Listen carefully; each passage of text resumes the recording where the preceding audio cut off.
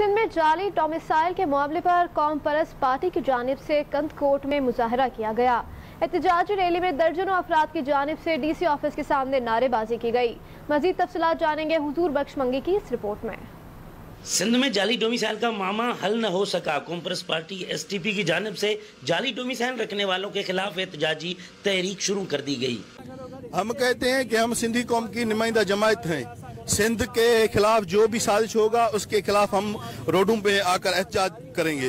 ابھی یہ احتجاجی تحریک سٹی پارک سے ڈی سی آفس تک نکالی گئی۔ شرکاء نے ڈی سی آفس کے سامنے شدید نعرے بازی کی۔